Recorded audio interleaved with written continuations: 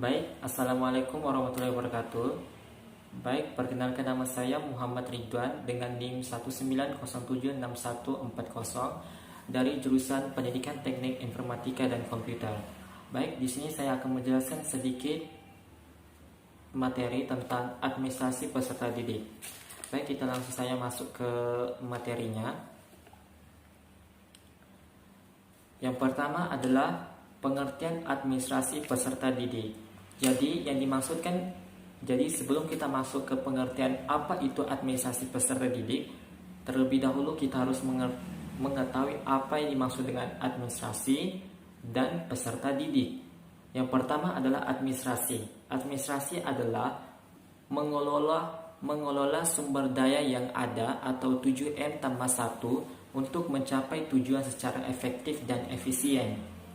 Sedangkan yang dimaksud dengan peserta didik adalah anggota masyarakat yang berusaha mengembangkan potensi diri melalui proses pembelajaran yang tersedia pada jalur, jenjang, dan jenis pendidikan tertentu.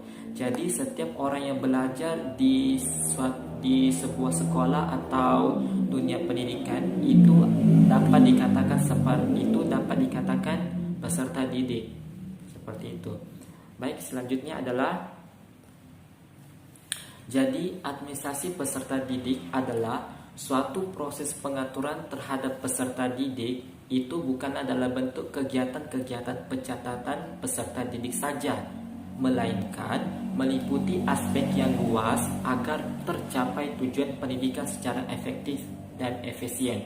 Jadi dapat dikatakan bahwa administrasi ini adalah suatu proses yang dilakukan oleh suatu personil atau kelompok dalam suatu organisasi untuk mencapai tujuan organisasi tersebut. Jadi tujuan dari administrasi peserta didik ini adalah untuk mengatur segala kegiatan-kegiatan siswa di dalam sekolah atau dunia pendidikan tersebut agar kegiatan-kegiatan tersebut menunjang proses belajar mengajar di sekolah agar lebih lancar, tertib, dan teratur. Seperti itu. Baik, selanjutnya adalah proses administrasi peserta didik. Jadi di dalam administrasi peserta didik ada beberapa proses-proses yang dilakukan dalam sebuah dunia pendidikan. Yaitu yang pertama adalah perencanaan dan penerimaan peserta didik baru. Jadi pada poin pertama ini dapat kita katakan seperti adalah penetapan panitia penerima peserta didik, seperti menyiapkan formulir pendaftaran, seperti melayani pendaftaran kepada peserta didik yang baru masuk, dan lain-lain sebagainya. Yang kedua adalah orientasi peserta didik baru.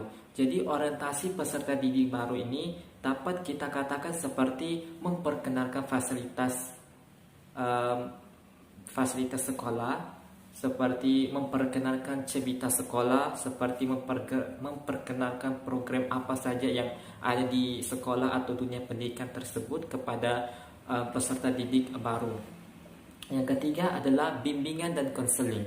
Jadi bimbingan dan konseling ini adalah berperan sangat penting juga di dalam sebuah sekolah. Karena apa? Karena dengan adanya bimbingan dan konseling ini dapat berkonsultasi kepada peserta didik jika mempunyai masa-masa khusus, masa-masa tertentu yang tidak dapat ditangani oleh siswa tersebut. Seperti itu. Itulah fungsi dari poin ketiga ini, yaitu bimbingan dan konseling. Yang keempat adalah pengaturan disiplin dan tata tertib sekolah. Jadi di dalam sebuah sekolah, entah itu sekolah negeri ataupun swasta, pasti mempunyai disiplin dan tata tertib sekolah.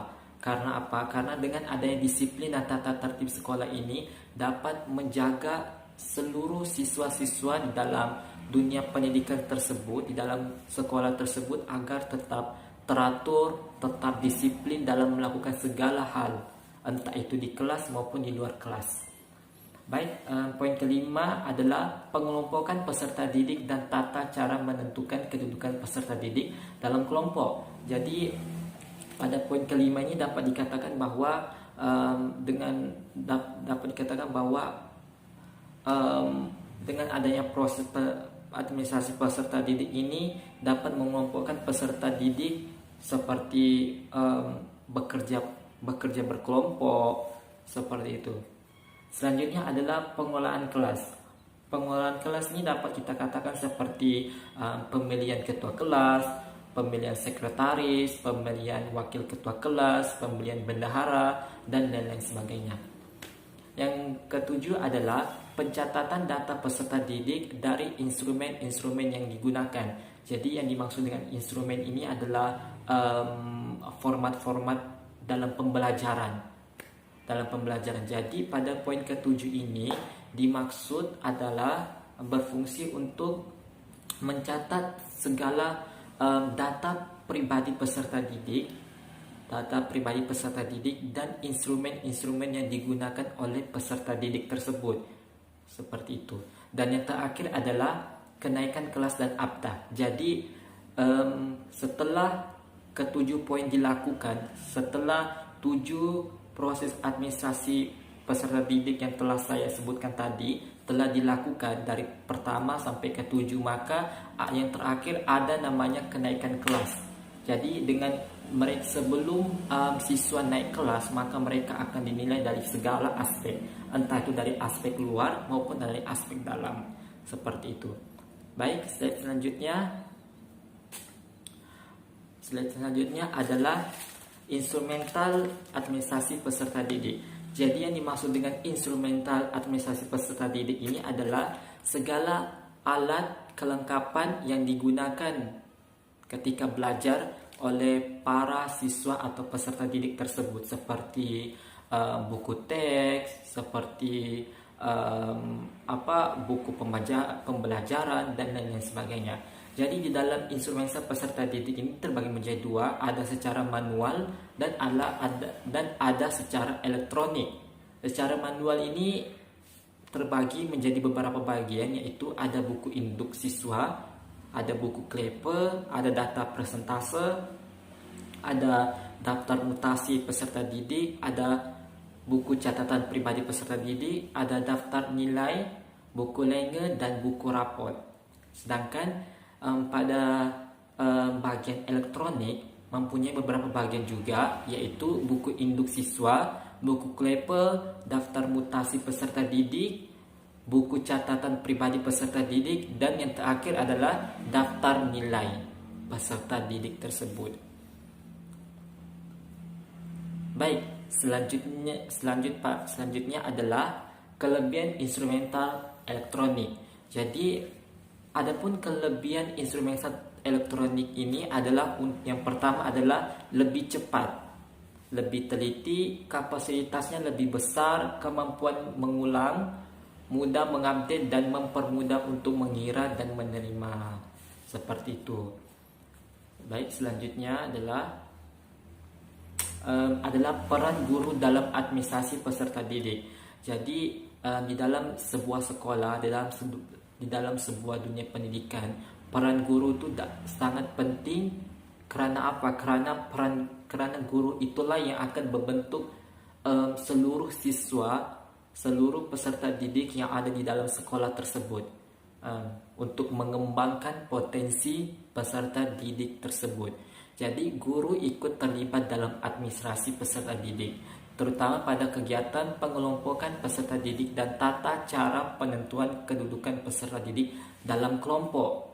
Kedua adalah pengelolaan kelas, dan ketiga adalah kenaikan kelas dan EPTA. Seperti itu. Jadi cukup sekian yang dapat saya sampaikan dari materi saya pada hari ini.